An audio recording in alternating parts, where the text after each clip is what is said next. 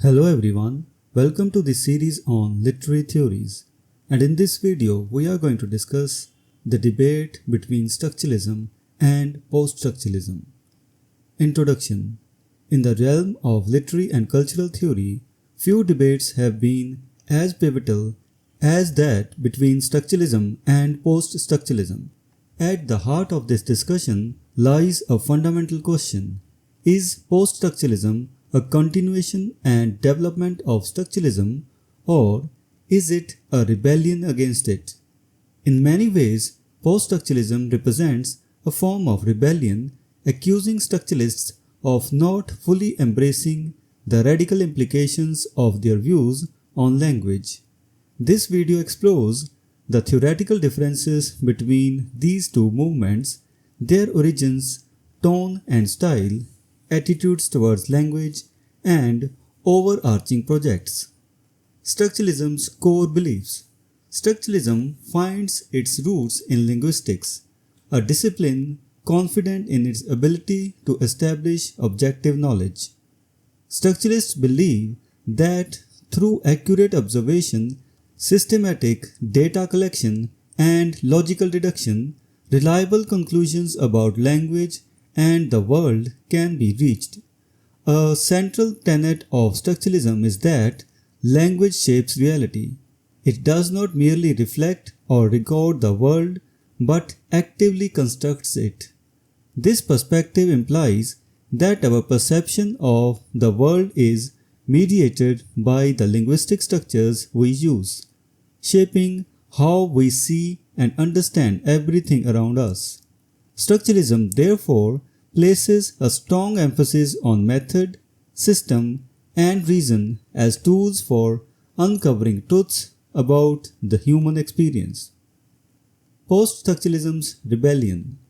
In stark contrast, post-structuralism derives from philosophy, a discipline known for its skepticism about the possibility of secure knowledge, influenced by Nietzsche's famous assertion that there are no facts, only interpretations. Post-structuralism intensifies this skepticism.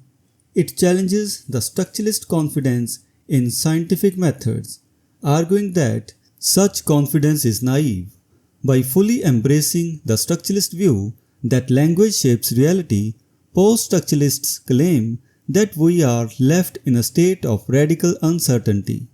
Without fixed intellectual reference points, we cannot measure or understand reality with any certainty. This leads to a decentered universe where traditional concepts of stability and certainty are deconstructed. Tone and style. The tone and style of structuralist and post-structuralist writings reflect their differing outlooks. Structuralist writing tends towards abstraction and generalization, aiming for a detached, scientific coolness. Essays like Roland Barthes' Introduction to the Structural Analysis of Narrative exemplify this approach, with orderly exposition and neutral anonymous style typical of scientific discourse. In contrast, post-structuralist writing is often emotive, urgent, and flamboyant.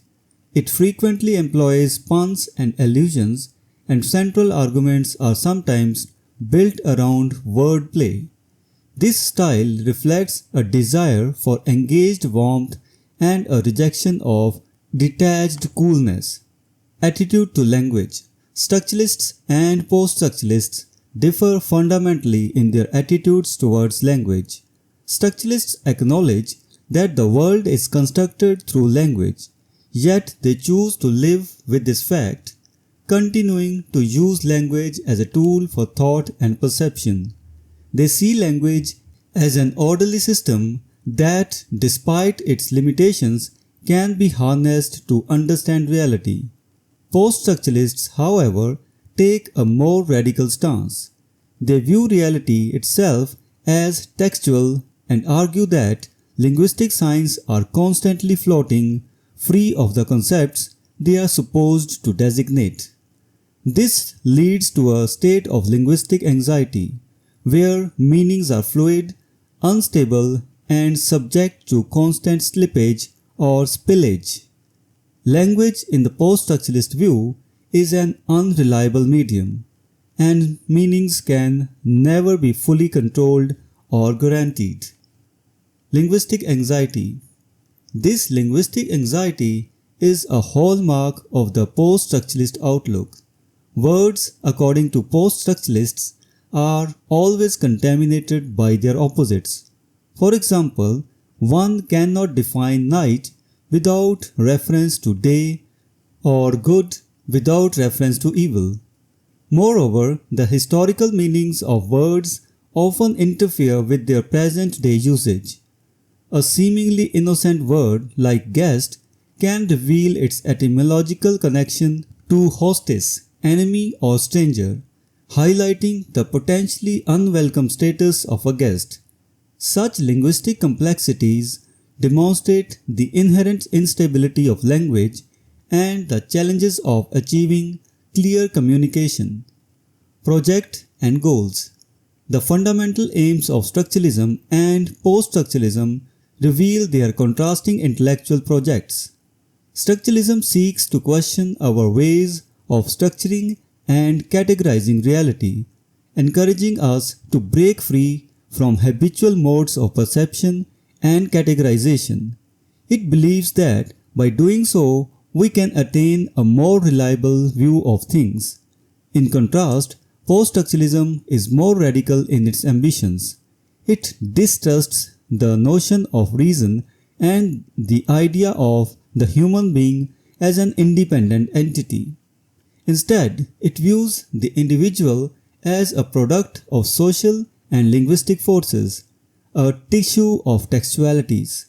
This skepticism undermines the intellectual foundations of Western civilization, challenging the very concepts of truth, knowledge, and identity.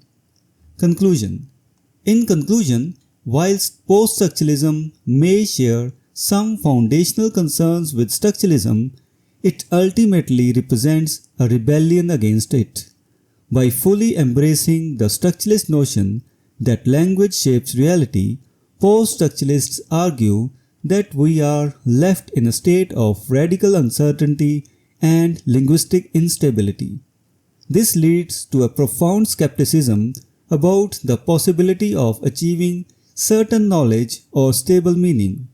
The differences in tone, style, attitudes towards language, and overarching projects between the two movements highlight their distinct intellectual trajectories and the significant impact they have had on contemporary thought. So this was the discussion between the debate of structuralism and post-structuralism. We will meet in the next video and discuss some other topic. Until then, goodbye and thank you.